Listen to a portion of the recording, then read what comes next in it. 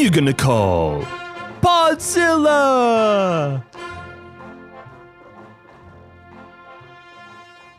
Hey guys. There was a 10-second silence there. I really want you guys to all know that. Jay just stared at me with the most shocked face I've ever seen. Because I'm just going to leave that 10 seconds of silence because I was like, he wasn't a ghast, he was a ghost. Do I continue singing the song after I have heard that Sony goes out and finds people who use the Ghostbusters theme song up to $70,000 US? That's not true. Look it up. That's not true. Google AI it right now. So what happened to our last episode when I played the theme song? From when I absolutely didn't play the theme song. Yeah, it absolutely isn't still in the episode, and I absolutely didn't use an instrumental version of the same song. Absolutely no, I didn't as well, additionally. Fingers not crossed behind your back. Yes. Yep. This is Podzilla, guys. I'm Jasha, and I'm here with my brother. Hey, it's Micah. I guess I can't just... there's the whole bit about last names with this movie. I'm not Venkman. I can't say Drake because you're Drake too. Yeah, on both of our jumpsuits, it's Drake and Drake. I wish I wasn't your brother, purely so I can have my last name to myself. Yeah, if I was a Ghostbuster, I'd wish the same.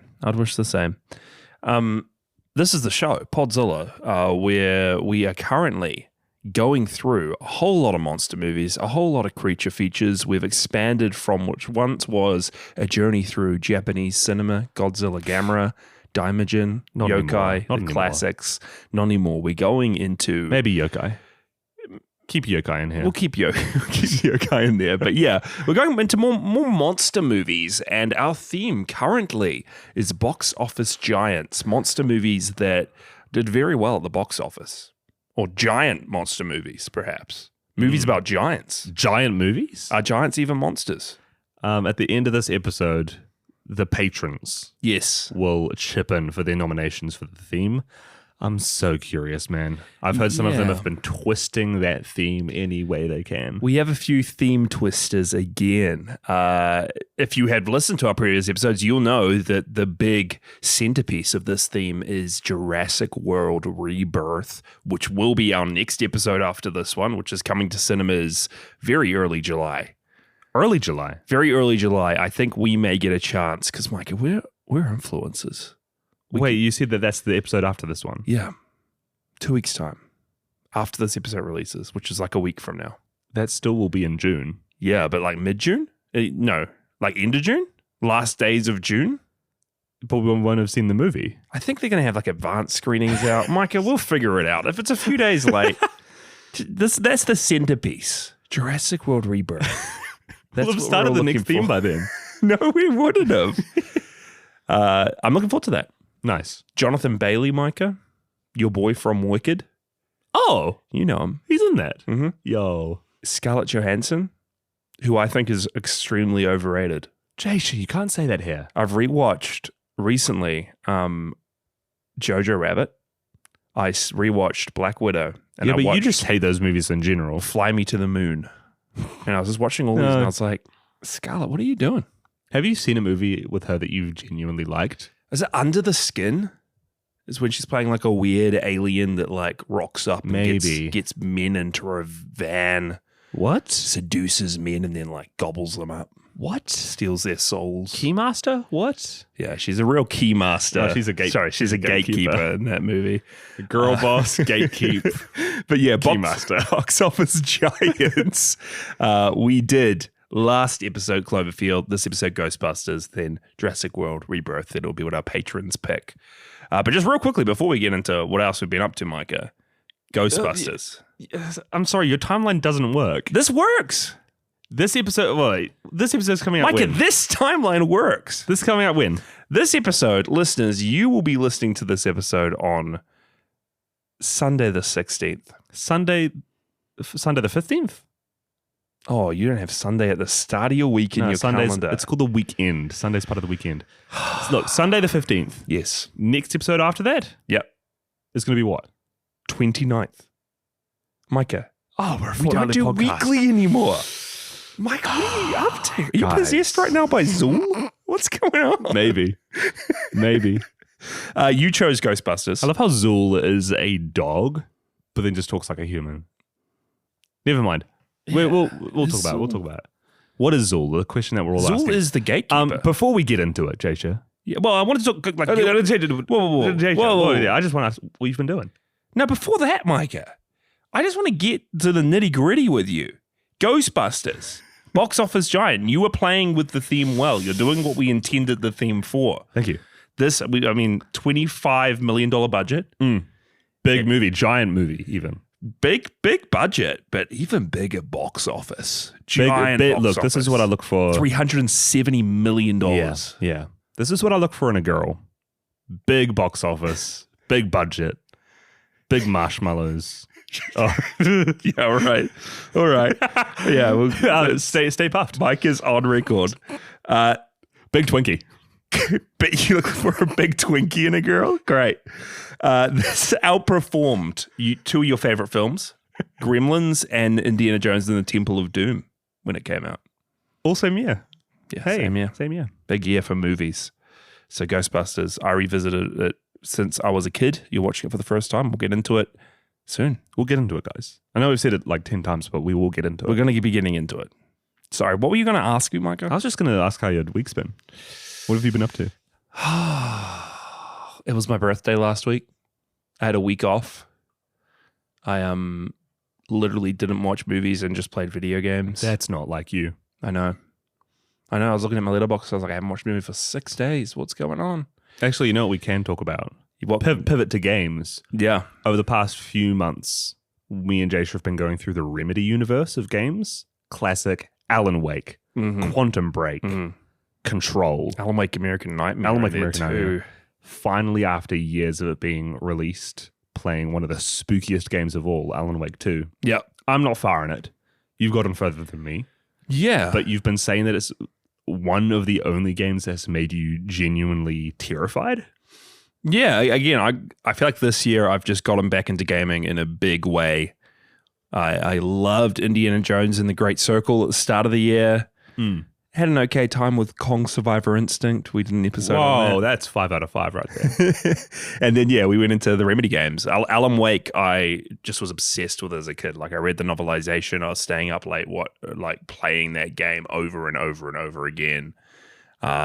Quantum Break, I think that was like a day one exclusive for like Xbox One when it was originally released or whatever. So I got that. What a good time. What a time to be alive. And then, I just love Remedy, the game studio, the type of games they make. They're always pushing the envelope of like what a game can be. We're going to make this game like a real meta-narrative about fiction becoming reality and the two blending together. Oh, we're going to make this game half of a TV show, half a game, where it's a choose-your-own-adventure TV show. And then like Control just had super weird, wacky, like false endings and a whole ton of weird stuff going on. They're always just making creative, enthralling games that I fall for every time. And then for some reason, I just didn't play Alan Wake 2. Yeah, I don't know why. I feel like there are so many, for me at least, games, movies, and books that I absolutely am so immensely hyped about. As soon as they come out, I just can't be bothered. So many, dude. My Steam wishlist is full of games that I'm like counting down the days till they come out. I still haven't played the original Elden Ring that you got me for Christmas 3 years ago. I know. Oh, man. And Alan Wake 2 was one of those games where it's like, I'm dying for this to come out. As soon as it comes out, I'm busy. Yeah, I just don't have time. But we've both... It's the Monster Hunter effect for me. You have still not touched Monster Hunter Wilds at all since like the first week. Yeah. But we both started Alan Wake 2 because we've both been going on this Remedy journey, and that's mostly what I was doing last week. I think I'm only like 8 hours into it. So not crazy amount, but already, I mean, the original Alan Wake game, the gameplay is super dated. It's more of like I don't know. It's not even really a horror. It's more of like a dramatic action game almost. Like you're fighting off hordes of zombies, but it's never really scary. I mean, there are real huge influences of Stephen King in there. And the game itself is almost like a spoof of Stephen King novels. Yeah. Taken it to the extreme. But it never really got properly like terrifying at all. And already from the get-go, Alan Wake 2... Every boss fight so far has just been boss fights? so Most chapters end with a boss fight, and they've just been so freaky. And actually, everyone so far, I've just been so low on flashlights, so low on bullets, and I've just been like peeing myself because I just don't know how I'm going to get through and survive. And then there's a jump scare, and then I don't know how to come back from it, and then I barely escape, and then he attacks again, and I'm crawling away. It's just crazy, and I've never been like this into a game and this actually terrified when I know that I've got no resources and there's people chasing me down. And you're playing on normal. I'm playing on hard. Yeah, I don't know how you're doing that. Go to nightmare. I've shot my gun once. In the game, just played it for 10 minutes. I shot at a person, and then I shot it into the middle of a forest because I wanted to see if I could. But I know that I'm so close to the game getting into gear, full throttle into horror. Yeah, it's gonna be a ride. Again, just the narratives in those Remedy games too. Like they're all interconnected, so people from Control are popping up in Alan Wake 2, references to Quantum Break. Like it's just such a fun universe to be involved with. People like Sam Lake acting as characters from other games, doing like his Max Payne face in Alan Wake 2. Yeah, I don't know. It's great. It's really. I'd really recommend Alan Wake 2. I cannot believe I've waited this long. And then the next Remedy game comes out next week. Yeah, Firebreak, and we're going to be actually on time for that one. Yeah, you're going to be. Are we both finishing Alan Wake day 2? One? Are we? Firebreak. I'm going to be there. No, we'll finish Alan Wake 2. Yeah, I've got a few days off now in the middle of a week, which is #nursing life. Mm-hmm. But I'm really looking forward to getting knees deep into Mr. Wake's manuscripts. Dude, I've not really read the manuscripts this time around. What? It doesn't actually, when you find them, and they don't pop up anymore, and you have to go, you have to press 10 buttons to get to them. You have to go into your mind palace, and you have to go to manuscripts. And you either have to read them through in super small text, or you need to listen to Alan Wake narrate them, but he narrates them for 5 minutes to get through a single. You know what annoys me is when you find story-related manuscripts. Yes. You pick them up. Yes. And then you hear Alan Wake start reading them, and it's like, yes. And then you go and look at the manuscript, and they paraphrased for the cutscene, and there's half of the manuscript that isn't read, so you have to go in and reread it. And the manuscripts that you do read, it still pops up that they're unread in your menu, and you still have to go and read them anyway. But good game, 10 out of 10. It's a good game. It's a good game. I wanted to ask you, Micah, for my birthday, I forced you and the rest of our family to watch my favorite film ever made, Army of Darkness. Did I rate it on Letterboxd? You did rate it. You aren't really a fan of it, are you? I mean, it's fine. Not a fan of old Ash Williams, Ash Housewares. Ash Housewares. Hail to the king. You don't Hail to the king. You don't dig Ash? You don't think he's I gave groovy? it 3.5. I am more and more nowadays. Yeah. I am looking at these movies that were really popular. Ghostbusters. Pulp. Pulp movies that have a real real cult fan base. Yeah. I was going to say a ritual fan base. Yeah, real ritualistic, sacrificial. Just people doing seances around them. Yeah. Real camp fan base. Cult fan base. Campy movies with the cult fan base. Campy movies with cult fan base. Thank you. And I enjoy them. A lot of them I'm finding that I really don't enjoy now as much as I used to, at least. Oh. That I still appreciate them. But there's nothing in me that's this movie is fantastic. Been watching too much Ghibli. Yeah, honestly. Changed, man. They're more this movie is iconic, has a lot of great quotes. I had fun. I'm having fun. But I'm not going to jump at the chance to pop this in the TV. I think I am one of those people who loves movies more so for the grand message of them, which is why I like Ghibli movies, which is why About Time is one of my favorite movies. Yeah. I can't tell you a single line from that movie, but I can tell you how it made me feel. It changed you. That movie is gold. Yeah.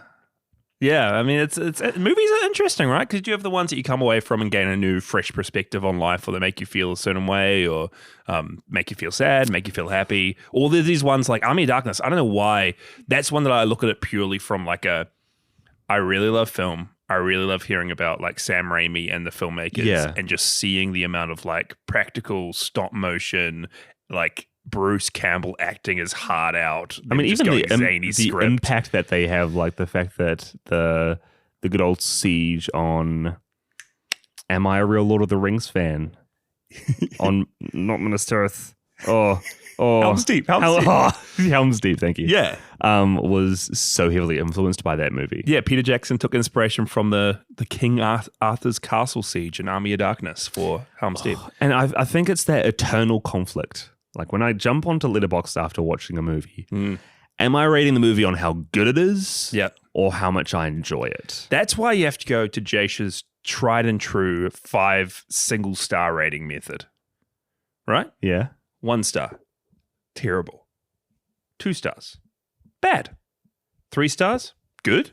4 stars. Great. 5 stars. I like the vibe. This is my vibe. If I 5-star a film on Letterboxd, it could be terrible. It could be crazy, not what you'd expect me to like. But I'm like, I connect with this movie in a certain way. Jasha rocking up to a film at the bar. I like your vibe. That's why War in Space. I'll set the record straight, PFADs. Bad movie. Probably not a great movie, but I like the vibe so much that I'm willing to give it 5 stars because it's a Jasha movie. So will you ever give a movie that you like the vibe, but you know it's a bad movie, 4 stars? Yeah. Doesn't like titrate down slowly. Because again, we went to that Trashathon like a month ago now, and there was a movie called Fatal Deviation. Oh, what a good movie. Just utterly confused me because I liked the vibe, but then it was similarly to Army of Darkness. I was just looking at it and I was like, oh, I actually really like the passion that everyone put into this, and I do genuinely think it's good. Yeah, that's like as home video a movie you can get. Yeah. And I say that all in the same breath, I would rather act in one of those in an Army of Darkness. In an Army of Darkness than in About Time. Yeah. Yeah, it's movies, man. Movies. Hey. I also watched Krull, just to mention it real briefly. Krull. Skull. Krull. Scowl. I watched Krull for my dad's birthday, which was last week as well. Our dad's birthday. Wait, did you guys watch a movie? Yeah. Dude, we watched Army of Darkness for my birthday. We watched Krull for my dad's birthday. Dude, I missed that. You just didn't. You were a no-show. I was at a drama practice, guys. Micah, a no-show at his father's birthday. I did show up. We played a good game of Riff Tracks afterwards. We did. Did I win that? Oh, wait. Did I win the Riff Tracks? I think you did. You were saying Riff Tracks is the worst game ever, and then you just wanted it. Yeah, hey. We've played Riff Tracks in the Podzilla Discord once, eh? We're going to bring that back. No, we didn't. Yeah, we did. We did some Drawful in the Podzilla Discord, then we did some Riff Tracks. Podzilla Discord game nights. We'll do it, guys. Hold us to it. Please, Riff Tracks. That'd be super fun. Krull, just to mention it real briefly, crazy sci-fi fantasy film from the 80s, and we really need to do a sci-fi fantasy theme at some point for Podzilla, because I did sci-fi fantasy would be so good. I did not expect it, but there's a part in Krull where there's this giant spider web this dude has to get to the center of, and there's just this huge spider made of crystal. Oh, crystalline spider. That makes my fantasy world building heart beat. Yep. And it was like stop motioned in. It was following him on this web, and he was able to like stop it by holding the sands of time to slow it. It was crazy. Oh, see, this is the thing. These are the types of movies that I need to watch to get inspiration from my D&D campaign. But can you imagine moments like that? Then you just be like, oh, it's not about time. Well, I can bring some about time into your D&D campaign. No, but you can't bring you can't bring ideas from good movies into your campaign. You have to bring ideas from those types of movies that have genuinely great ideas, but most people don't know about. Yeah. Krull, good time. Coming to Podzilla soon. Hold me to it. Army of Darkness coming to Podzilla soon. Nausicaa Valley of the Wind. Nausicaa of the Valley of the Wind. Nausicaa of the Valley of the Wind. Podzilla soon. Quick shout out to our Odo Island patrons. Connor, Frogurt, G. Kira, Nerkles, Michael, Rich, Jacob, Sean, Ron, Matt, and new Odo Island patron alert. New Odo Island patron alert. JBSpino. JB! Whoa. Crazy stuff. Crazy stuff. Mate, glad you're here. Welcome to Odo Island. Who are you going to call? JB. JBSpino. You can check us out, patreon.com/Podzilla. We have a few different tiers there where you can get involved. You can put forth nominations for themes on the show. You get an extended cut of every episode. It's going to be an extended version of this one where we are going to go in depth on hit video game Godzilla x Kong Titan Chasers. Yes. We will. Klaatu Verada, we will. We will. But thank you, JBSpino. Really appreciate you. Really appreciate all our patrons. Thank you guys for your feedback and your support. You're all legends. You're all legends. You help us out so much. Back to Ghostbusters. Michael, what made you pick this? The fact that I was looking through a list of box office smashes. Yeah. Smash successes. And it's one I'd never seen before. That instantly makes me more likely to pick a movie than anything else. Because I thought you were going to be going for, you mentioned it a few times, so I thought you were going to go mainstream. I was ready for like Avatar, Dune. This is mainstream. Yeah, sorry, like modern. I thought modern Mike was going to come out to play. This is super mainstream, but it was like, I just didn't expect it. It was left field for you. Yeah, well, I also like what we've done with these themes so far and trying to get every corner of the theme as we can. Yeah. We had Cloverfield. That's our modern pick. Which is kind of a modern pick. Modern pick nearly 20 years ago. Mate. What do you even call that? Retro? Is that retro now? Is it retro now, 2008? We've got a retro Cloverfield pick. We've got our old school Ghostbusters pick. We know that we're going to do Jurassic Park. That's going to be our modern pick. Yeah, you're right. And heck, someone from Patreon's going to choose a movie from like 1950. 1930s monster movie. But it's one of those movies that is so culturally ingrained into our society. And I have a passing knowledge about so much of this movie. Mm-hmm. I know about Stay Puft Marshmallow Man being a kaiju in this movie. Throwback to like early seasons of Podzilla when we were grappling with what is a kaiju. And I remember Stay Puft Marshmallow Man kept getting brought up. Yeah, because he is a kaiju. Yeah, I think I still personally stand on the like, it's kind of just a big monster unless it's Japanese. Kaiju's a Japanese term. Oh man, you can't do that. It's not like brings up a whole it's other not like argument we're saying of what country is this creature from. It's not like we're saying every greeting is konnichiwa, right? Right? That makes sense? Not every big monster's a kaiju. Not every right? I'm making sense here. You've broken me. In the same, but King Kong's a kaiju. Is he? He's a big Hollywood monster. That's an argument for another time. That's an argument for another time. He's kaiju-esque. You're breaking my brain. He's kaiju-esque. I know about Stay Puft Marshmallow Man. Look, I've seen Stranger Things. I know the name Venkman. I know some of the last names from here. I can't remember what happens in Stranger Things, but I know that. Oh, that's right. They dress up as they dress up as the Ghostbusters for Halloween. Yeah. Lucas in the show does not go as Zedeman. What's his name? Zedeman? Zedeman? Zedmore? Xenomorph? Winston Zedeman. Let me bring up my cast list so I don't butcher this even further. Does he not? Zedeman. No, because I think he ends up fighting over for the position of maybe Venkman. Why should he be pushed to being Zedeman? And then everybody else is like, dude, you can't take Venkman. He's like, dude, is it just because I'm black you can't do that? I want a cool character. Yeah. But I can't remember which character they all wanted to be. And then, of course, Sigourney Weaver, I know she's in it. Slimer, I know he's in it. Slimer's a classic. I knew that good old, what's his name, Rick Moranis was in it. Yep. And I have seen the 2016 Ghostbusters. There we go. My shame as a film watcher. This is like one of the... I bet that movie's good. 2016 Ghostbusters? I bet it's all right. If we revisit it now, next episode on the show, bonus episode. Yeah. Bonus episode, Ghostbusters 2016. Big box office flop, more like. Ghostbusters was even bigger than I first thought. I think this was the first film after Star Wars that people looked at and were like, hey, this is actually like selling merch. Like we can make movie merch and toys and tie-ins to a film franchise.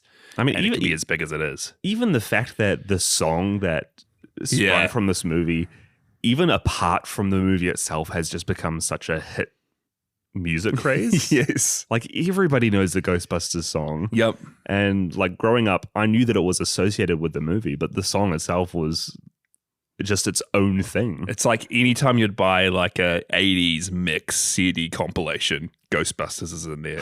Yeah, absolutely. Yeah. I'm excited for us to talk about it. I was very, very excited when you picked it. Shall we just get into it? Let's do it. If there's something strange in your neighborhood, who you gonna call? I'll tell you who not to call. Peter Venkman, Ray Stantz, Egon Spengler. 3 dudes living off school funding, spending their time on useless little experiments, and trying to hook up with college chicks. Well, miraculously, after losing that funding and getting kicked out of college, somebody does call them. One Dana Barrett, who apparently has ghosts living inside her fridge. The 3 boys suit up, buy an abandoned fire station, and go all in on ghost-busting nonsense, even adding another member to their team, Winston Zeddemore. Librarian ghosts, slimers, zombie taxi drivers, they zap them all up and contain them, all in a day's work for the Ghostbusters, until Dana Barrett gets possessed by a demon gatekeeper, her crazy nerd neighbor gets possessed by a demon keymaster, and an ancient evil Sumerian god Gozer is summoned to bring about Judgment Day. Can these hapless ghost-hunting, wisecracking pseudoscientists put Gozer back on ice, defeat a kaiju marshmallow man, and survive crossing the streams? Micah, I think we better pick up the phone and call Ghostbusters. You do know that you just referenced the Stay Puft Marshmallow Man as a kaiju. Yeah, I should have. Editor, an intern. I have a question for you. Yeah, please. Crossing the streams, that's a peeing joke before this movie, right? Wait, how do you cross the streams when you're peeing? Who are you peeing with? Do you want me to talk about this? What, you've got a story about crossing the streams while peeing? Please. Please, I would love to hear it. I don't think you do. Guys, me and Jasha. Oh wait, okay, don't talk about this. Should I? We used to pee together. We were kids. We used to cross the streams. What were we up to, man? Guys, me and Jasha shared a room. He was on the top bunk. I was on the bottom. As brothers do. Yeah. Super close. Yeah. So close that whenever we were in a rush to head off to school, to go to an event, what better way to save time than pee together? I blocked this out of my memory. I did not remember that we crossed the streams. Not at a urinal, into a single toilet bowl. Jasha, feel free to cut this from the episode if you want. Up to you. So, look, with that in my history, whenever they say crossing the streams in this movie, you were thinking of me. I'm like, this is a peeing joke, right? We never said cross the streams. I don't think we ever crossed the streams. We did cross the streams. We used the toilet bowl as a urinal. It is weird. Why do we do that? It's not normal. It's not normal. I will say we have not crossed streams in surely 20 plus years. Or maybe 15 plus. I don't know about 20. We were crossing the streams, but 15 years ago. No, you weren't. That's crazy. Wild stuff. Wild stuff. Crossing the streams. Micah, which... Do I want this to be online? This might be my most shameful episode yet. What else have you got? Dude, you don't want to know. You had any dreams of beautiful ghost ladies in the middle of the night you want to bring up? No, but I will. Okay, this is a good tangent. I will say, I am a dude who does not have nightmares. Okay. I'll have like one every year max, probably an average every 2 to 3 years. Mm-hmm. Last night I had a nightmare after watching Ghostbusters. Ghostbusters brought out a nightmare. Can't remember what it was. I didn't wake up in a cold sweat, but I had a restless night for some reason. Can you remember anything about this dream? Nope. You're getting slimed on? Nope. You're getting busted? Oh, maybe. You're crossing the streams with a ghost? Maybe it wasn't Ghostbusters. Maybe I had a nightmare of us back when I was 5 years old. Crossing the streams in the world's particles tearing apart. So Ghostbusters officially scary movie.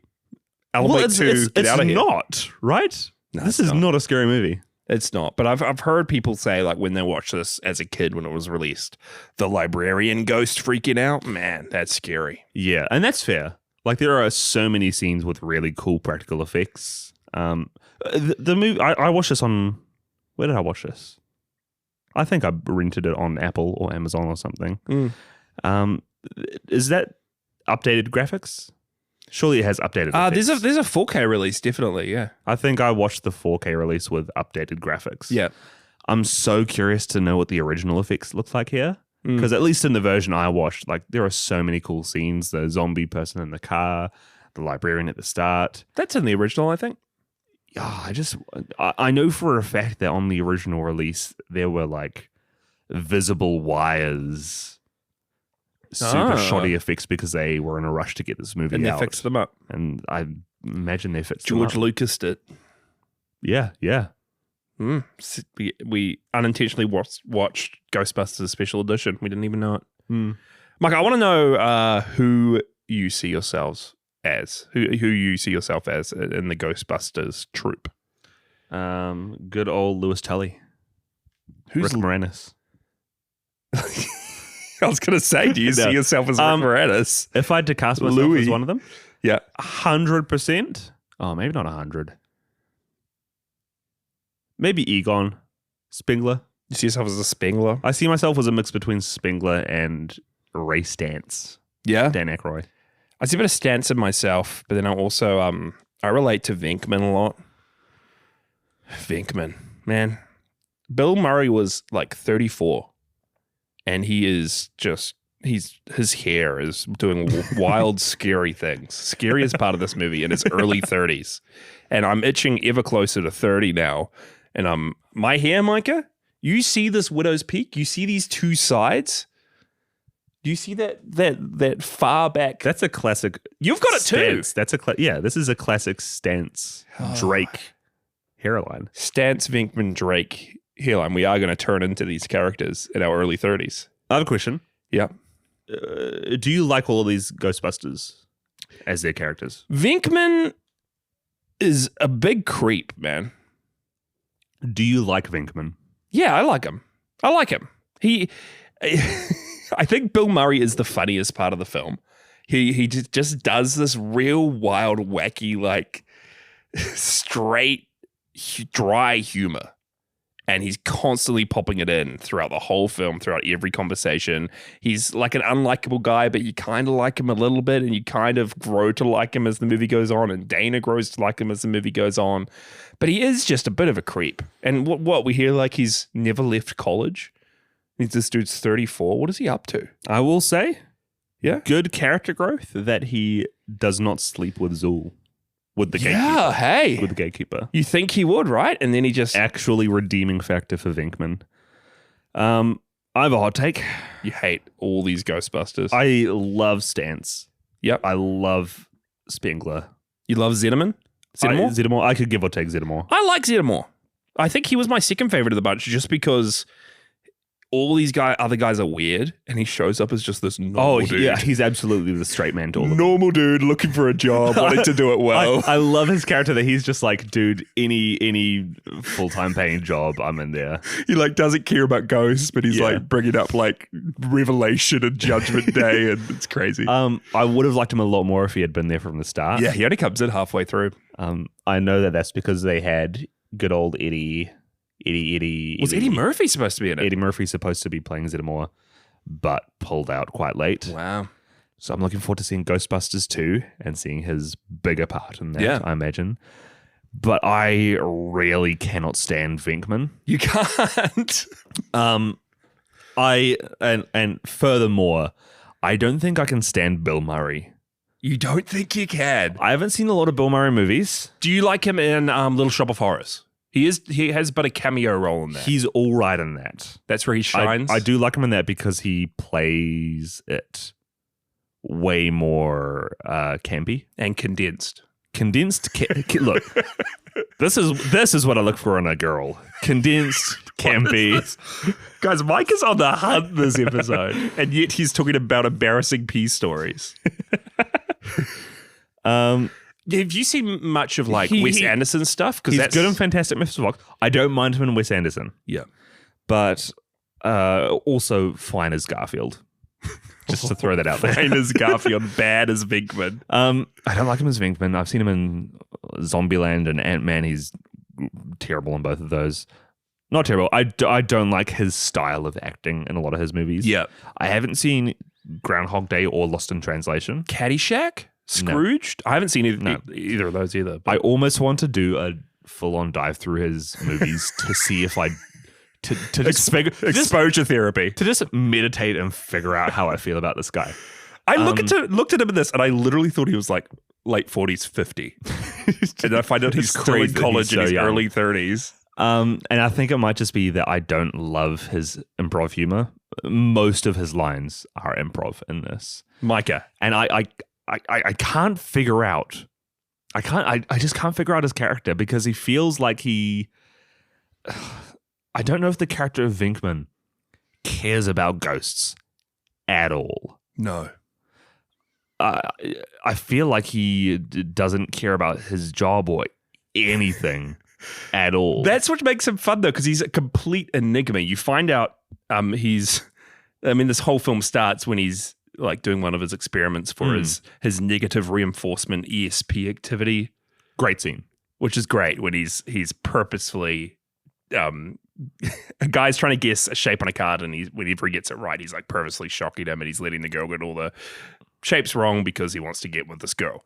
But you find out, like, even though he's just doing that all as a complete piss take, and he's like just wanting to get with this chick, it actually works, and his negative reinforcement on the guy actually ends up making him get the last few pictures right. That's not true.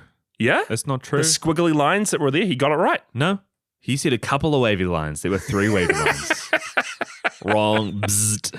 But that's what's so crazy about his character is like, even though he doesn't really seem into it, he's making it work somehow. And he has got a doctorate in, what did he say, psychology and parapsychology. Like, he's obviously done it. If he's just like, he's probably just schmoozed his way through the whole thing. I just don't think I like the way Bill Murray plays him. Because there's also the crazy scene when he meets Dana, Sigourney Weaver, who I love in this. And he shows up with like all this ghost busting equipment. Is this at her house? At her house. I can't. And again, he's just wanting to get with her, right? And he's not wanting to do this ghost busting stuff. But then when she talks to him and she's like, hey, you're not a ghostbuster. You're like a game show host. That's when suddenly like he takes that as an offense and then he locks in. And he starts like ghost busting and he starts actually looking around the place. But he's there with just like a squeeze ball that does nothing.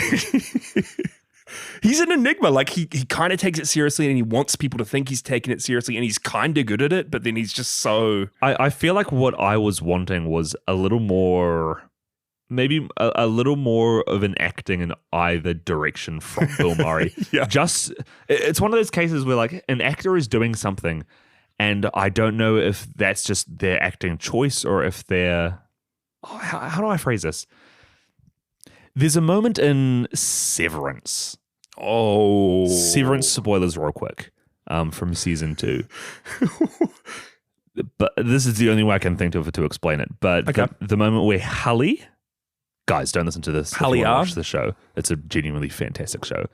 Hully R has been swapped out, and it's the real Hully in the real world acting as Hully R in the office space. And he's out. You get it, listeners. Yeah. And there are a few hints here and there as to that she's not who she says she is. Mm-hmm. But whenever I'm watching those scenes, I never know if the writers want you to know, if like at any point the audience is supposed to know something, or if it's just you digging too deep into it. Yeah. And like, I don't want to say because I'm so smart, but like that I've figured out the hint which they laid all the breadcrumbs to, or if you're supposed to know it from the start and it's super obvious. Yeah. I don't know if I'm supposed to find Venkman an enigma or if it's just a real shoddy job as acting as this character that it is the way it is. I don't know. Did you find him funny? Like, did you? Because I was like constantly cracking up with his lines. I mean, I could tell that he was improvising as a comedian. Yep. And in a sense, I found that funny because he was saying jokes. Some of his jokes were funny. Like, does that point I don't really find his character funny. Like, there's just a couple jokes. One when he's talking to the librarian who saw the ghost, and he's like asking her real in-depth details. And one of the questions are, "Alice, are you menstruating right now?" And then the guy behind him's like, "Why do you need to know that?"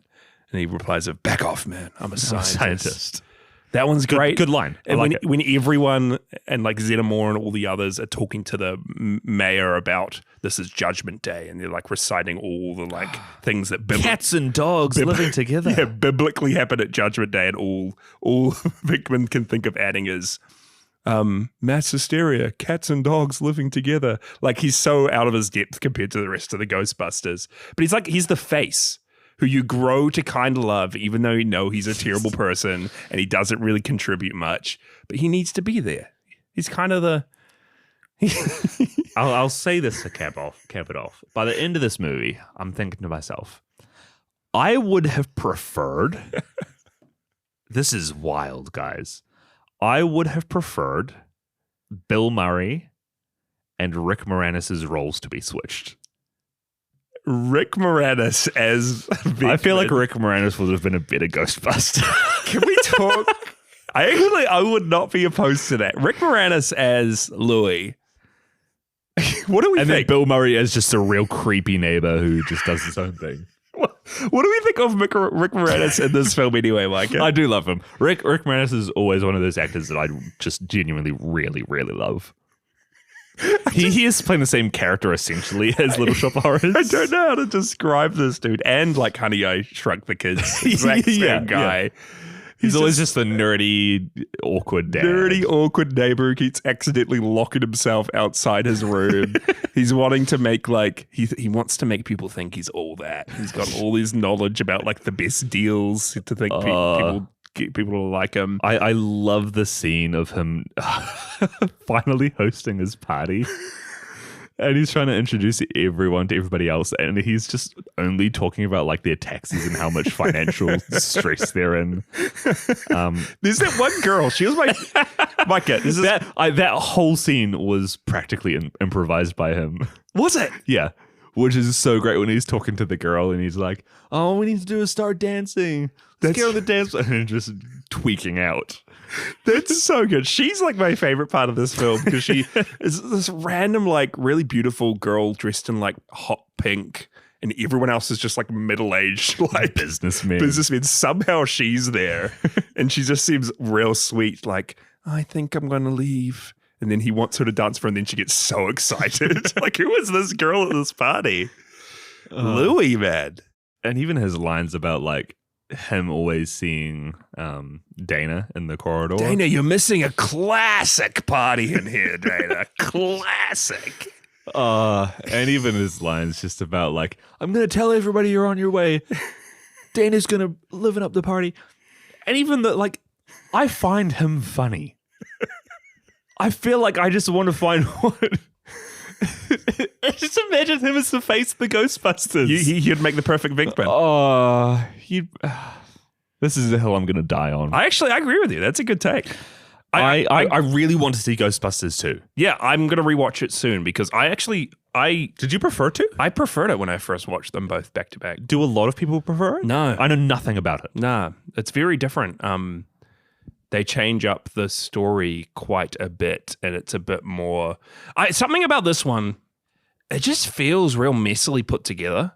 Like I don't really know how to describe it, but there's certain like editing choices where scenes randomly cut away or music abruptly stops. Yeah. Like there was one of the ones when he comes out of his room and he sees Vinkman there walking towards him, and then all of a sudden it like cuts in a few seconds. I did clock that. Yeah. And it's like they should have had it would have been cool for them to have a conversation, but it just cuts and the music stops and it goes somewhere else. And it's almost like that there was a conversation. Yeah. That they did cut for some reason. And stuff like that happens a few times, and the structure's just so strange because like nothing really happens, and Zeddemore comes in halfway through and then all of a sudden it ramps up to this Zool. Yeah.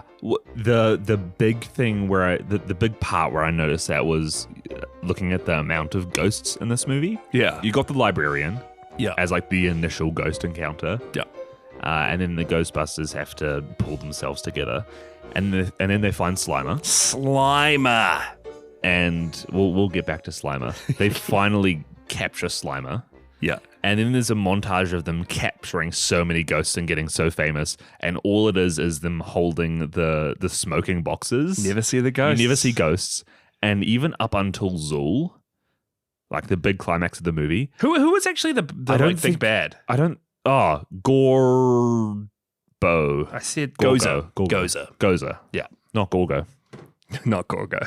But there's this huge portion of the movie where you're really not seeing any ghosts. And even at the big point of this movie where you find out that, who was it? He's some person. He's the lawyer. He's the safety dude. Who is this freaking environmental safety dude in the town?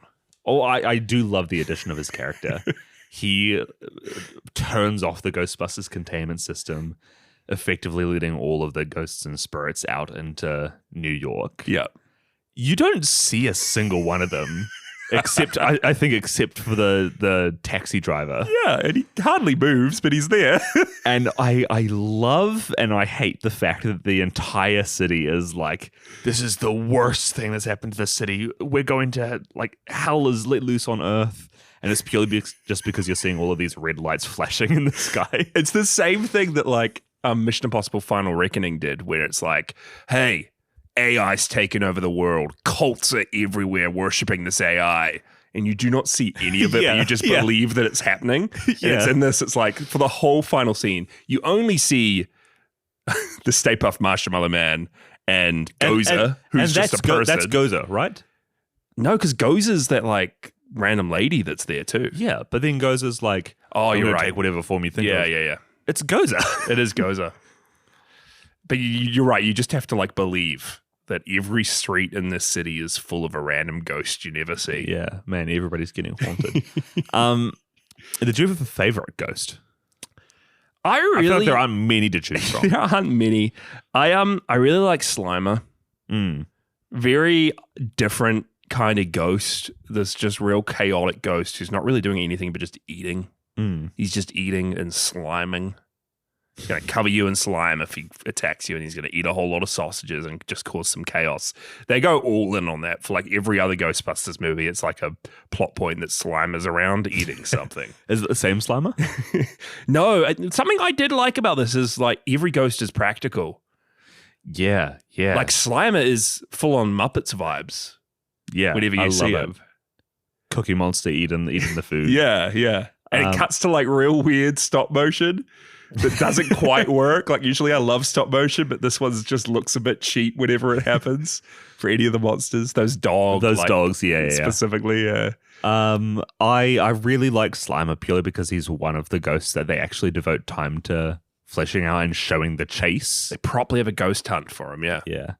And it's set within the really cool setting of the huge hotel with the ballroom. Just as people are expecting to go into the ballroom for a party. Yeah, I love that the Ghostbusters are just like, sure, it's their first proper case. They destroy this place. It's pretty crazy that all the people have to go off if the Ghostbusters did a proper good job and got rid of a ghost or not is just the closed, like, trap thing. Smoking trap. Like they never see the ghost is gone. They only see all the chaos from the Ghostbusters, and they just have to be like ready to hand over thousands of dollars.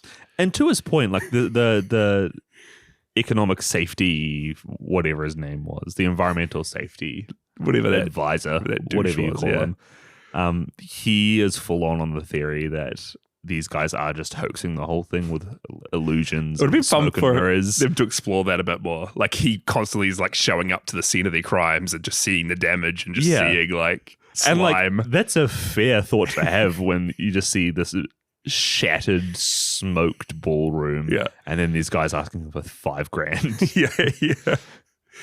Oh, that'd be a great sequel idea. I think he shows up in the sequel. Does he? I think so. I think everyone's back for it. Get an alternate Ghostbusters who try ride the high, but they're just faking everything. Oh, that'll be good. Competing ghostbusting business. Oh, Micah, write that down. Write it down. What do you think of the Keymaster Gatekeeper stuff? Sigourney Weaver and Rick Moranis possessed. I had no clue about these two.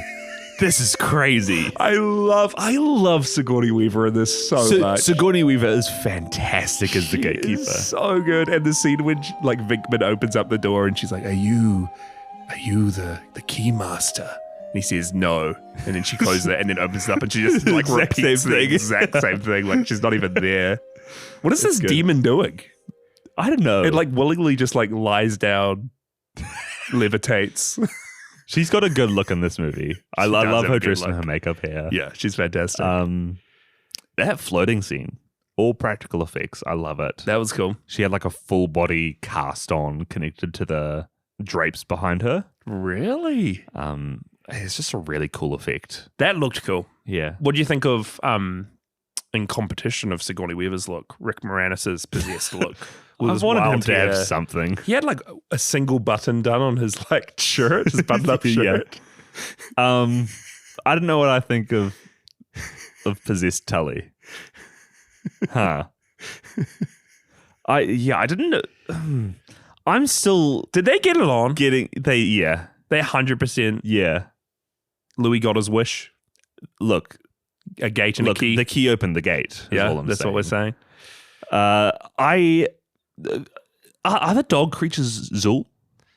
No, I think they're like protectors of Zool. But Zool's talking. No, but they're saying Zool possesses Tully, right? Zool possesses Dana. Dana is Zool. Not Gozer. No, Dana is Zool. Who knows who Louis is, and then together they bring Gozer in. But Zool is one of the dogs.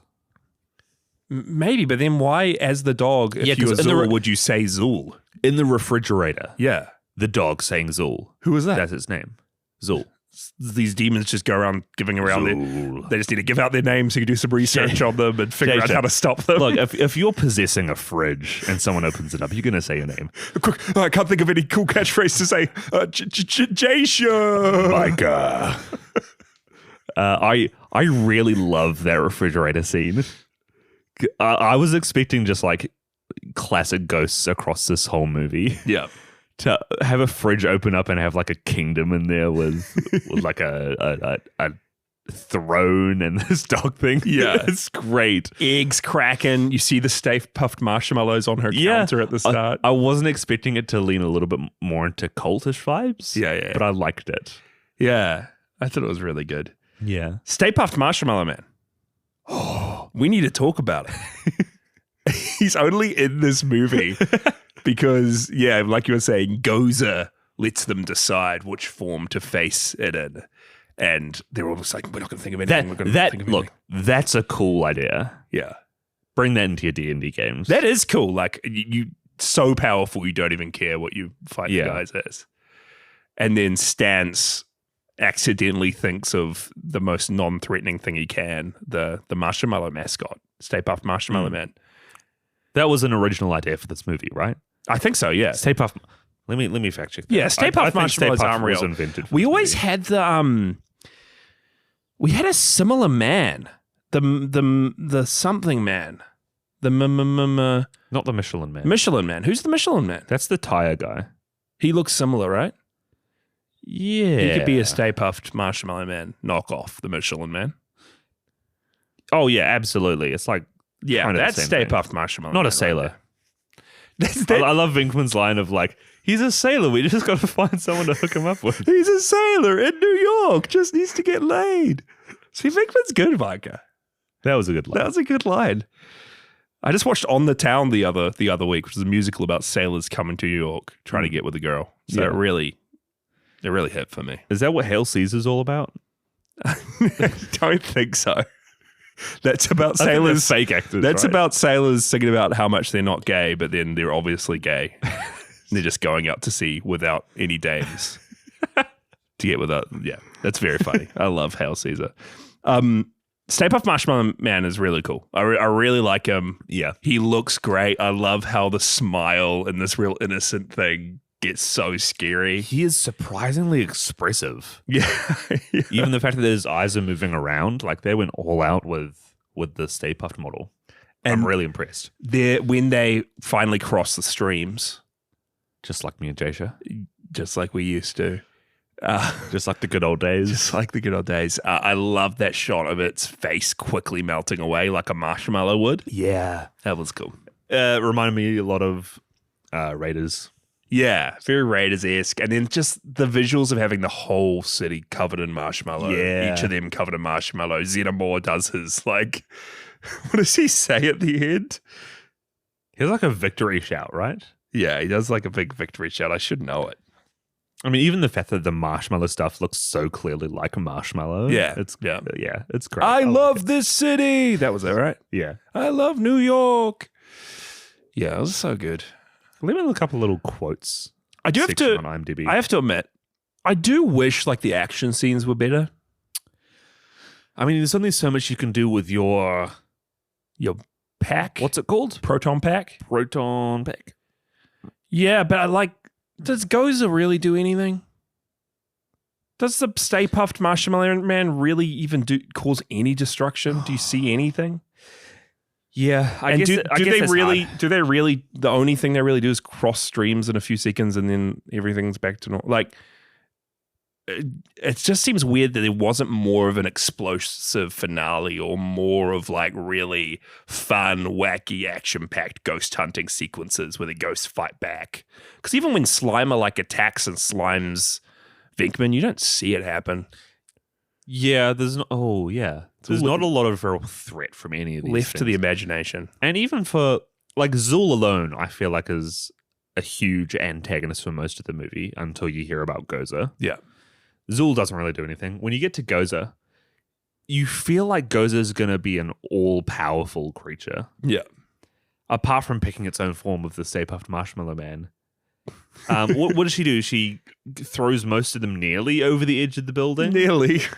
But it seems like they really hype this god up, not by its power, not by anything it says, mostly by the visuals and the imagery of the throne and the kingdom. Yeah. And the steps. I mean, at the end of the day, the two dogs on either side. Yeah, and they in show every up other area, it kind of falls a little bit flat. It's just strange because even those dogs, like when one of them's chasing Rick Moranis down, you like see him get close to a dog, but you never see the dog attack.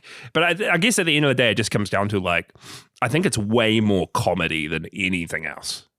Yeah, I mean, like even sci-fi comedy. Even the fact that most of the lines are improvised, leads you to believe it's more comedy than anything else. Pretty much all comedians in the film as well. Yeah, written by comedic writers.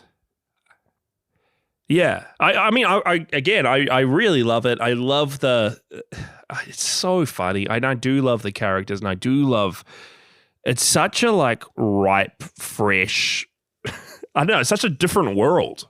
Like, I love that this is a film and it's playing with these themes, and it really like made ghostbusting a thing, right? Yeah. Like, get out of here, phasmophobia. That's only really here because of Ghostbusters. Yeah, 100%. It's, even thinking about back at the time, it's such a fresh and original idea. Yeah, like nothing would have been ghost around. hunters, but take it to the extreme where they're crazy scientists showing up with these gadgets and inventions, and you just have the opportunity to make these crazy monsters.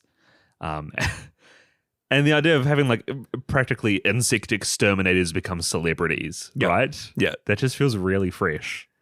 Yeah, like Spengler bringing out his little like EMF reader or whatever that is. Like it is just, it's so iconic now that Ghostbusters has just bled into everything else, everything paranormal, ghost hunting related, everything kind of sci-fi related. Ghostbusters was there first. Yeah. I was reading a little bit online, maybe on Reddit, just around the place, about this movie, and a lot of people are really shocked that you don't seem to have movies with premises like this anymore. I don't know what you'd call them. Maybe not big budget movies, quote unquote big budget movies, but movies that just really have an initial wacky premise and take it to the extreme and just play with it.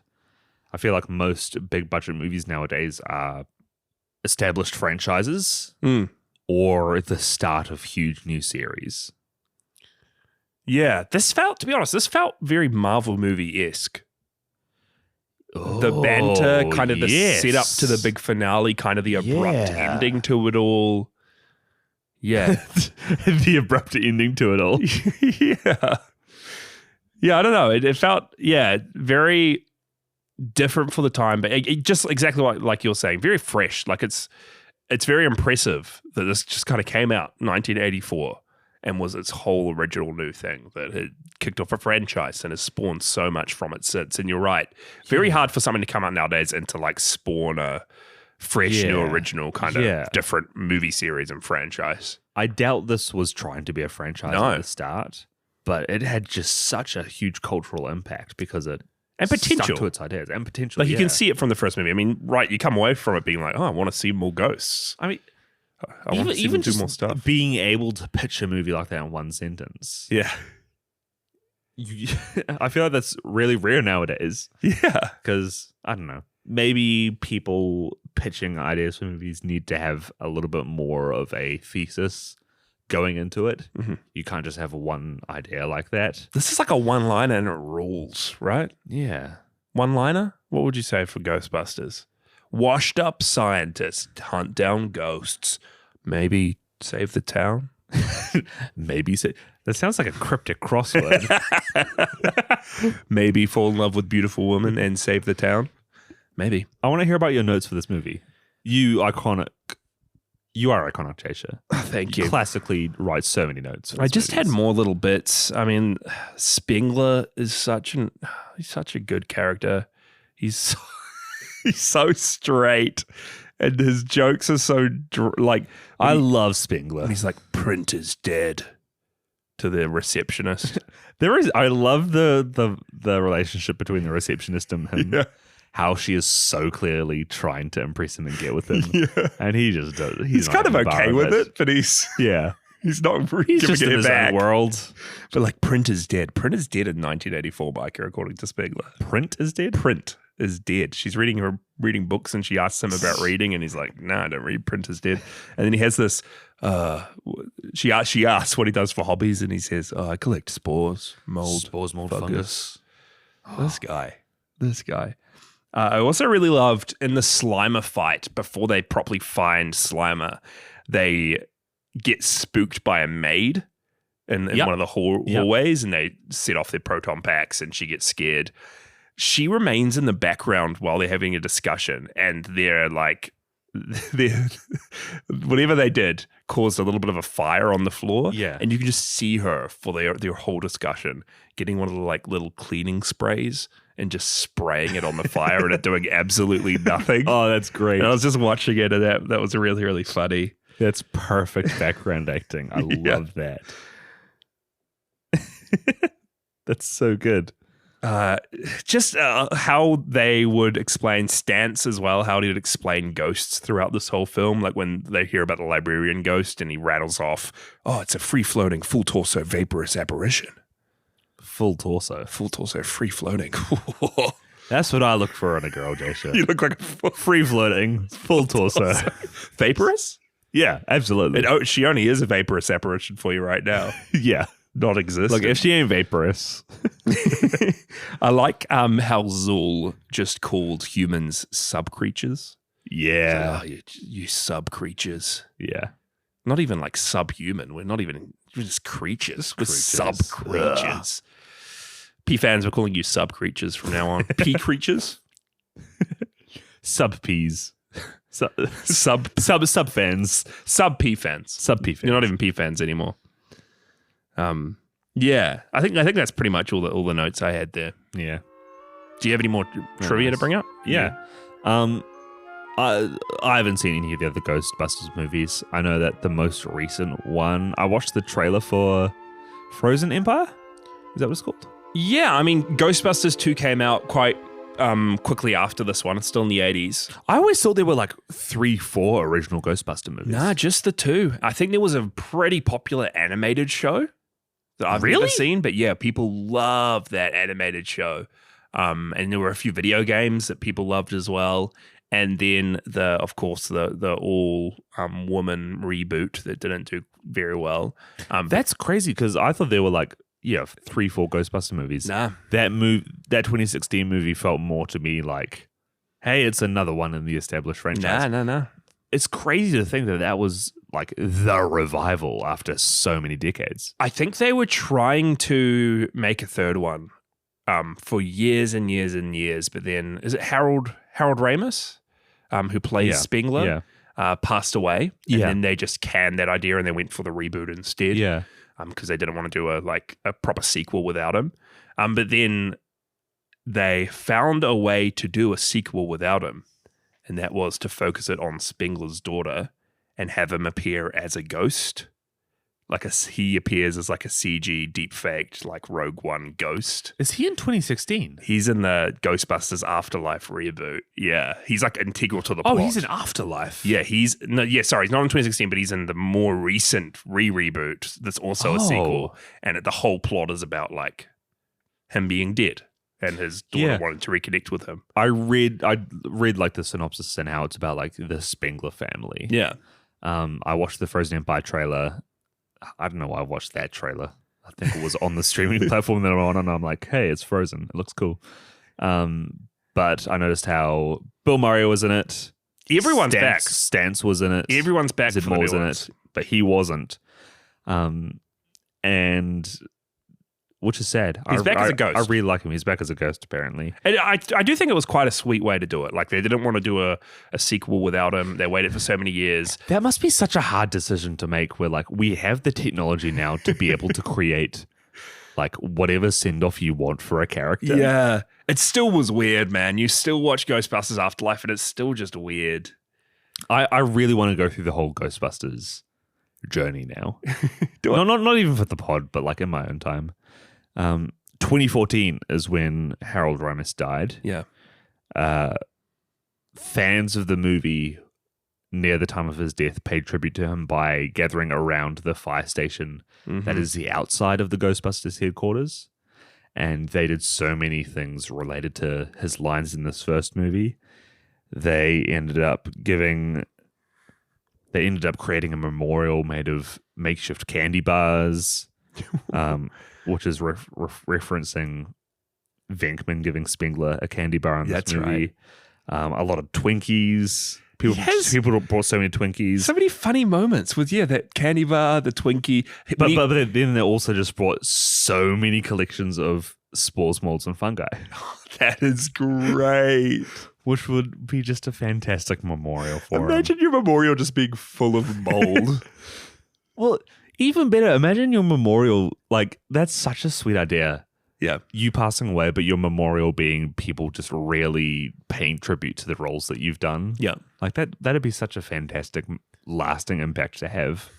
Spengler's so good as well. I completely forgot about it, but that part when he's lowballing the realtor about them buying the firehouse. Yeah. And he's doing such a good job, like completely tearing it down and making it look so decrepit. And then Stance just comes in and completely like, it's got a fire pole. It's got a fire pole. We'll take it. Can we stay overnight? Get a feel for it? Spengler, man. Yeah. I love everybody except Venkman. Do you? That's crazy. Because I do know, like, he's a lot of people's favorite part of the film. Yeah. That's I really like it because he's a very different main character than you would usually expect. So I really fall for him. Nah, give me a Rick Moranis any day. I'll stand by that. There must be like, apart from the animated show and the game and stuff, I think there are like quite a few other like Ghostbusters crossovers, because I think that Stantz shows up in Casper. Oh, like really? The Casper movie, just randomly Stantz shows up to try and ghostbust. Oh, funny. Casper. I mean, I was looking at Stantz, Dan Aykroyd's. Dan Aykroyd's done a lot, man. IMDb. Under filmography, he has a lot of writing credits on things. Yeah, well, he was one of the like SNL cast members from way back in the day. Was he? Yep, that's what he was. Very, very popular, very famous for. Doing a lot of comedy things. He was in Temple of Doom, Micah, best character. Who is he? It's in it for like a second. He lets Indiana Jones on the plane at the start. Great stuff. I'm really surprised because he got into his writing credits and he wrote for Ghostbusters, Ghostbusters 2, The Real Ghostbusters. That's the show. Which is the animated show. Yeah. Extreme Ghostbusters. Must be another show. So there was a few. Another show, 1997. It's crazy because you go on... Extreme Ghostbusters Code Ecto 1, Extreme Ghostbusters... Wait, what? The Ultimate Invasion, Ghostbusters the video game, The Ghostbusters of New Hampshire, Spilled Milk, The Real Ghostbusters, Ghostbusters Sanctum of Slime, Ghostbusters 2016, Ghostbusters Station 6, Ghostbusters of Long Beach, Ghostbusters Afterlife, Ghostbusters Spirits Unleashed, Ghostbusters Frozen Empire.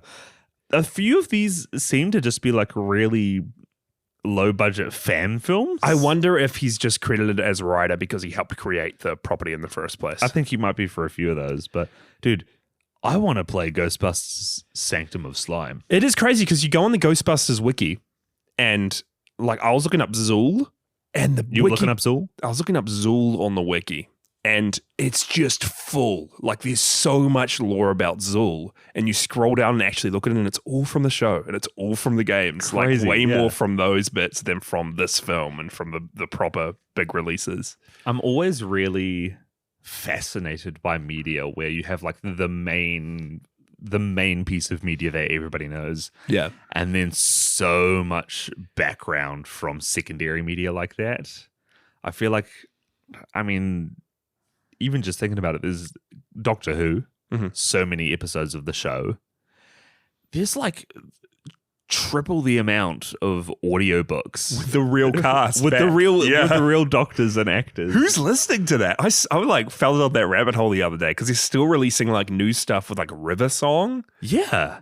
I was thinking about it because little Doctor Who tangent here, guys. I've started rewatching the show because of the most recent news about the regeneration that happened. You're excited about the regeneration, eh? I started rewatching the show, but from Christopher Eccleston? Yeah. There's good old Paul McGann, who's the 8th Doctor. Yeah. American actor, had his one movie. He had a brief cameo in one of the recent Jodie Whittaker episodes. Mm-hmm. But he's like a huge part of the audiobooks, like the audio dramas, I don't know what you call them. He's like one of the main actors consistently doing episodes with those. And this is the trap that we've fallen into, Podzilla, where I just love exploring a piece of media comprehensively. I really want to go down that rabbit hole of like watching all the Doctor Who episodes, but also listening to all the audio dramas, because who does that? Yeah. And apparently they're really good. I've got a good friend, Max, who also listens to Podzilla. Hey, Max. Hey, Max. Who was telling me the other day about the Doctor Who novelizations. Because they've fully like, or they used to, and they've done recently as well, they've released novelizations of each episode alongside the episode, but the novelizations are expanded versions of the episode, and they're actually like really good as well. I remember reading like old Tom Baker Doctor Who books based on episodes. So like, what extent? There's just so much extra stuff. I love this world we live in where that's a thing that happens. It has a proper fandom for it. Yeah. Yeah. And you compare it to things like Godzilla, where there are novelizations of MonsterVerse movies that are kind of just things that exist. No one's really reading them. We read them. And it sounds like it falls into the same category as Star Wars, where there's this whole universe of really fantastic novels. Like the Legends stuff that's non-canon, but people still love. That were canon and were fantastic. Yeah. All the video games. All the video games, and it's just Like, wouldn't that be such a fun rabbit hole to dive into? Mike, I'm nearly 30. My hair's thinning. Secondary podcast idea. Adam Baston calling you. Join us. This movie does give real intense Doctor Who vibes. It's just so like iconic. I don't know. Like watching this, it's just like it stands alongside like. It does stance alongside the other big great genre films. Mike, I mean, what did you think? How many streams are you crossing for Ghostbusters?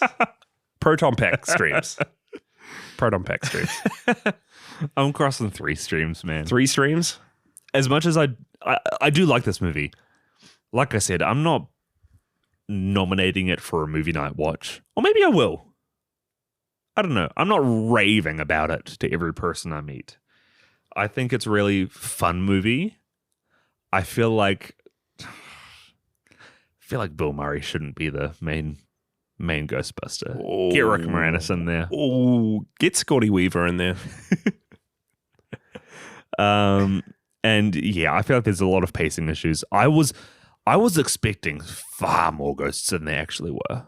Nah, watch the 2016 far one for more. that, Marco. Watch the 2016 I think one. that set me up for failure. Is Chris Hemsworth gets possessed in that, right? He's like the big bad. He is like the Dana in that one, yeah. Does he get possessed by Zool? By Gozer? I think so. Because I feel like there was something about a classic villain returning for that. I think so. Yeah. I think so. Man, time for a rewatch. Chris Hemsworth wearing glasses. I remember him being pretty good in that. Oh yeah, I remember one scene where he is wearing glasses for the whole movie, and then he just takes off his glasses and pokes his fingers through the lenses, and he realizes that he's not wearing proper glasses. He never needed them. Fun stuff. I'm crossing 4 streams for Ghostbusters. Nice. It's spooky. It's silly. It's really, really fun. It's not perfect. There's just some weird like pacing, editing issues that always stick out to me whenever I watch it. And I do wish it went further into the chaos and just did a bit more with all the ghosts and a bit more with the finale.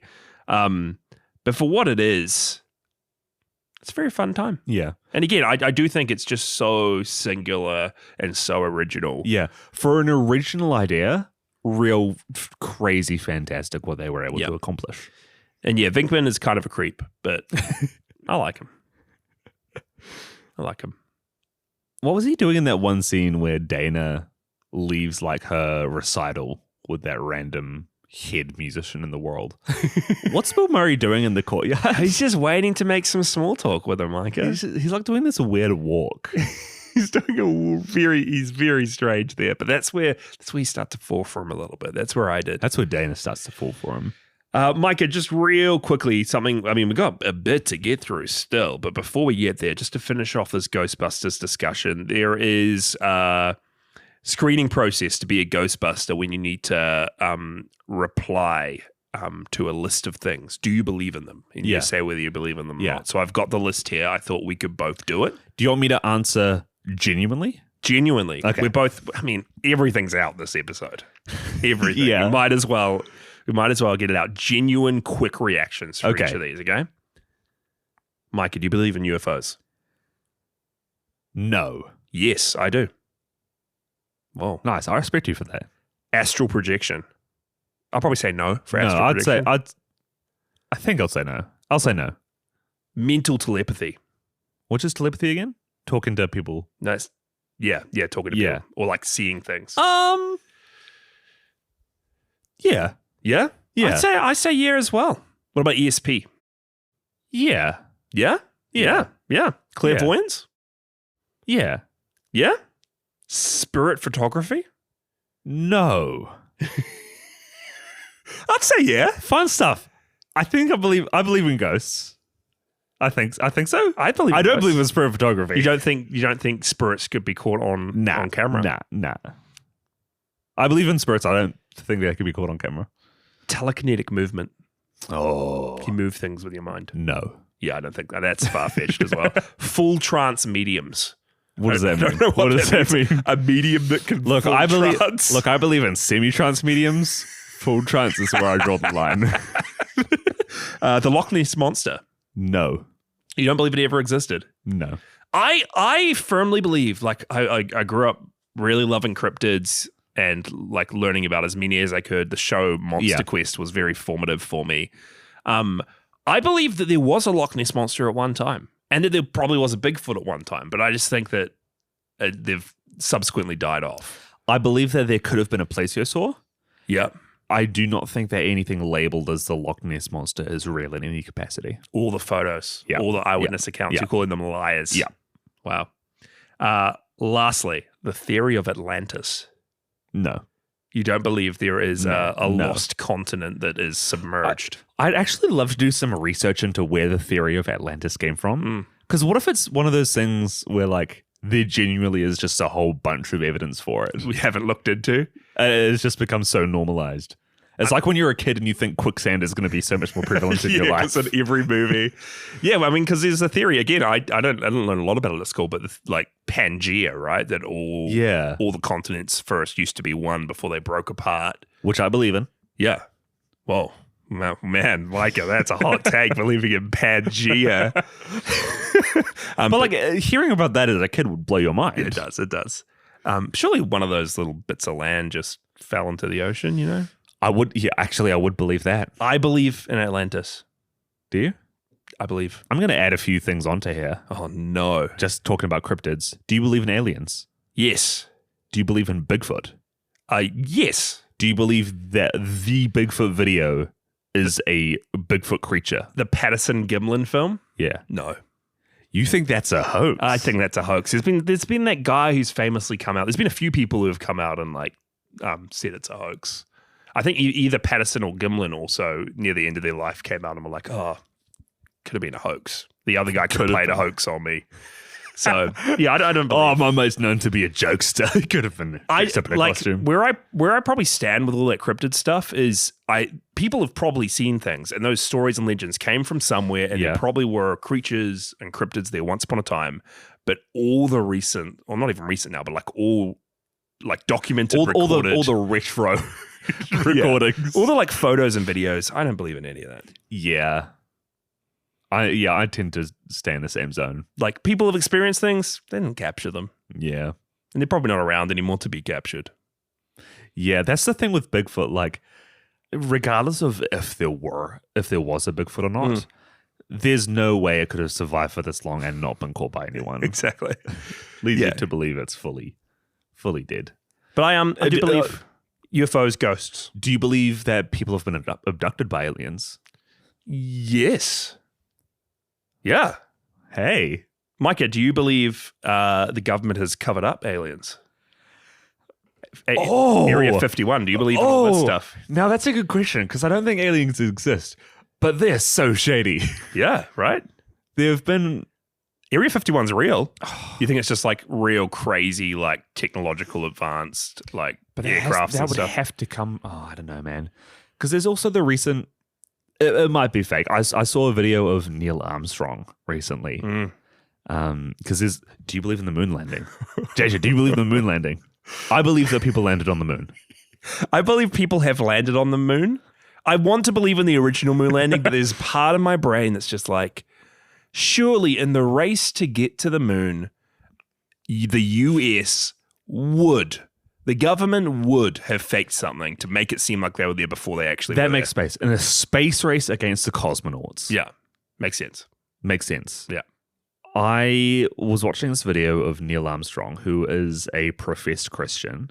Is he? And there was a dude. It's on camera. You can look up this video. There's a dude with a Bible. And he's just asking him, like, can you please tell me were you on the moon? He's like, yes. And he's like, would you swear it on this Bible? And Neil Armstrong is just like stone cold silent, refusing to say yes. Fear of God in him about the moon landing. Which is crazy because also as a Christian myself, I feel like that's so wild that he would just refuse to say it. And I feel like that alone stands for so much proof. Again, could be faked. I just saw it randomly online somewhere. Well, have you heard about the whole theory that Stanley Kubrick, who filmed 2001: A Space Odyssey around the time that the actual real moon landing was apparently contacted to do some filming for the government. And has he said that? There's rumors that he was contacted to do some filming for the government, and a lot of conspiracy theorists have found a whole lot of references in The Shining and other films of his about the moon landing. He's referencing little hints. Oh, maybe I filmed the moon landing. What kind of hints would there be in The Shining? There's a whole documentary on it. Is it Room 237 or whatever that documentary is? It's wild stuff. I'm not sure what I believe, Micah, but I want to believe. That's the hard thing about me is I'm up for anything. Would you call yourself spooky? I'd be spooky. I'd be up for a full trance medium. I'd full trance it in a heartbeat. I feel like there are so many areas of my life like this that I would just love to take a month off from anything and do a huge deep dive to see what I think. I feel like the moon landing. Yeah. You could be convinced. I could be convinced. I would love to do so much research into it. I feel like the presence of YouTube and people having pre-made videos is too easy. Yeah. I want to go see old Blogspot blogs and Wikipedia pages, forums on Reddit and 4chan to see what people think. Yeah. I don't have the time. No. That's what it comes down to. But it intrigues me. It very much interests me.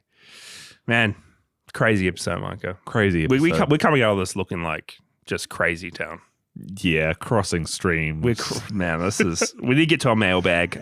You can email us, podzillapod@gmail.com with any conspiracy theories. We'll let you know whether we believe in them or not. Actually, that's perfect. Yeah, please ask us if we believe in things. We have a few messages this episode. One from G. Kira, who says, "This is 2 weeks in a row that the Statue of Liberty is in a Podzilla episode. I'm starting to think our current theme secretly is Lady Liberty." Was Liberty in this movie? I think he's getting confused with a sequel because the Statue of Liberty is the kaiju in Ghostbusters 2. What? There you go. Crazy. So close, G. Kira. Close, but no cigar. He also asked, do we think ghosts are real? Which we've already answered. You know what? Ghosts, I believe, are real. Aliens, I don't believe are real. I wouldn't be surprised if aliens were real. Okay, so you're saying... If there was a huge news expo saying, hey, we actually found a crashed spacecraft, I'd be like, yeah. Roswell is real, Micah. Makes sense. Roswell is real. I think I've just been conditioned by X-Files to believe anything alien-related. That's such a bad show to have as a core part of your childhood. Cornzilla 2K1 said, Nausicaa, The Valley of the Wind is a great Miyazaki movie. Probably my second favorite, and it has kaiju in it. You can definitely see the inspiration to Neon Genesis Evangelion and Shin Godzilla at the end. I really hope you guys watch it soon. Absolutely. Both of those, absolutely. Mike is going to find a way to get it on the show, Cornzilla. Don't worry. Even purely just to have you, Jasha, watch this movie. Yeah. This is on my top 4. This is on my Letterboxd top 4 at the moment. I fell so hard in love with it. And it isn't a 5-star, you like the vibe. This is a 5-star Micah masterpiece. This is a 5-star Micah masterpiece, and he likes the vibe. Is that allowed? Is that allowed? Am I crossing the streams there? Last message is from Joas, who says, I love this. You are the best podcasters ever. Ah, Joas, thank you. What other podcasters are out there crossing streams? we need to cut the stream. We need to end this episode. Next episode, we have worked out the dates. Micah's fully on board. Jurassic World Rebirth. And I don't think we'll be able to see it in time. If it's not on our usual, in 2 weeks exactly from now, it might just be a few days late. But as soon as Jurassic World Rebirth comes out, we'll be releasing an episode on it, and that will be our next episode. Can I say, worst comes to worst? Yeah. We can release an episode from the archives. From the Podzilla archives? Yeah. I don't know if the people are ready for that. The kids might be. a Toy Story episode. That was a huge box office. That was, huge box office giant. But yeah, Jurassic World Rebirth. I don't know if you've even heard about what this is about, Micah, but I read the synopsis from Letterboxd. I have seen Jurassic Park 1 recently. Yep. 2 and 3 as a kid. Yep. 4 when it came out. Yep. 5 when it came out. Haven't seen 6. Haven't seen Dominion. Well, Micah, 5 years after the events of Dominion. How does Dominion end? Do dinosaurs still roam the earth? Roaming free, Micah. Actually? I think so. I can't remember.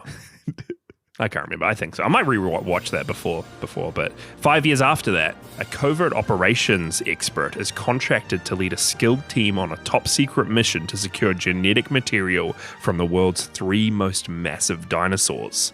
When their operation intersects with a civilian family whose boating expedition was capsized, everyone finds themselves stranded on an island where they come face to face with a sinister, shocking discovery that's been hidden from the world for decades.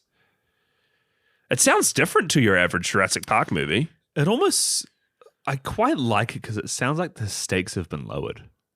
Yeah. And that always intrigues me. It's going to be interesting. The three most massive dinosaurs. So they're going to be hunting them down. Have you heard the Tom Hardy Jurassic Park song? No, I love Tom Hardy though. It's so good. Okay. Everybody out there, listen to the Tom Hardy Jurassic Park song. Listen to it. Let us know what you think before next episode, Jurassic World Rebirth. And yeah, again, podzillapod@gmail.com if you want to let us know what you think of that movie when it's out as well. Tag us in your Letterboxd reviews, Podzillapod, we'll find you. I'll also give a shout out. Any of you guys who are keen to rate or review this podcast, go ahead. It helps so much. I would usually say share this episode to someone, but I feel like that would cause them to know us too intimately. Yeah, this one was just for a first contact. I am not looking forward to the blowback from this episode. The amount of memes in the Discord is just...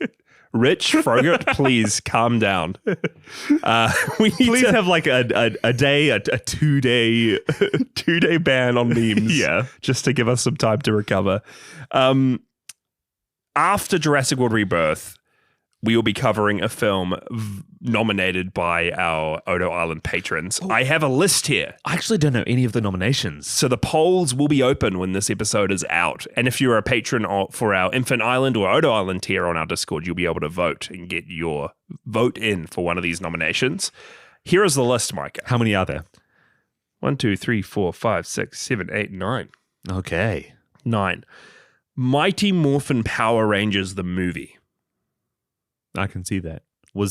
Are there descriptions with these? There's some of them. All I know about this was that Frogurt and Ron, who both nominated Tammy and the T-Rex, also both nominated this. They're in cahoots. Real. But there's more Mighty Morphin Power Rangers, the movie. Transformers, the Michael Bay film. Yep. Okay. The Lost World, Jurassic Park. Is that 3? 2. We could continue on before or after Rebirth. 2 Jurassic Park movies, not in the dino theme. Aliens? Nice. The second Alien movie? I like it a lot. Predator? The first Predator movie? Nearly my contender for this theme. The Iron Giant. And this one does have a little bit with it. Humbly presenting my rationale for my pick. The Iron Giant is literally an Iron Giant. The Iron Giant was a giant surprise flop at the box office. The Iron Giant has accrued a giant cult following post-release. And the Iron Giant will be a giant tearjerker for Jasha. It will be. I remember that this is one of your favorite childhood movies. This was another formative film for Jasha, The Iron Giant. The Mist. I've heard about this. The Thomas Jane Stephen King adaptation. The Host. Oh, that name sounds familiar. Korean monster movie by our best friend Bong. Oh. And then lastly, WrestleMania X7. And there's a comment with this. In my defense, who nominated this? It was JBSpino, our new Odo Island patron, who says, in my defense, when you really think about it, WrestleMania X7 was a huge, critical financial success for the WWF, and they're known as the Land of the Giants. So it fits the theme for the month. Look, I got to give you all credit. You're using this theme well. You're using it well. You're stating your case well. There are some good picks here. Then there is WrestleMania X7, but we'll see what our patrons vote on. So the potential films for the final film in our Box Office Giants theme are Mighty Morphin Power Rangers the movie, Transformers, The Lost World Jurassic Park, Aliens, Predator, The Iron Giant, The Mist, The Host, and WrestleMania X7. So anyone at the Infant Island tier or above can in fact vote. They can vote on any of these movies right now. Go and vote, and then we will announce the winner next episode. In a fortnight. What happens if we released an archived episode, Jason? We're not going to. Have faith in the process, Micah. I think we're going to be invited to the Jurassic World Rebirth premiere. I just know that I'm super busy. I'll be there. My show season is starting in a week, Jasha. I'm not going to have any days free. I'll be there. Solo Jasha Jurassic World Rebirth episode. No, I'm going to be there. You'll be there. It's just Jasha telling me about the movie. Guys, that's going to be us for this episode. Reminder, extended. If you want to have wink, wink, both of us talking about Godzilla X Kong Titan chases, stick around for the patron special. Yep. And thanks for listening to the show. Please, this talk of crossing the streams not going further than this podcast. Please keep it to yourselves. We do not want to be known for this. I literally just remembered it, this recording. I do not want it getting out there. This could ruin my life. Yeah. I do not want to be known as a P stream crosser. Keep those streams under control, everyone. Keep your streams held back. Don't cross those streams, everyone. Don't cross those streams. Don't bust anything. Just stay safe out there, sub P fans.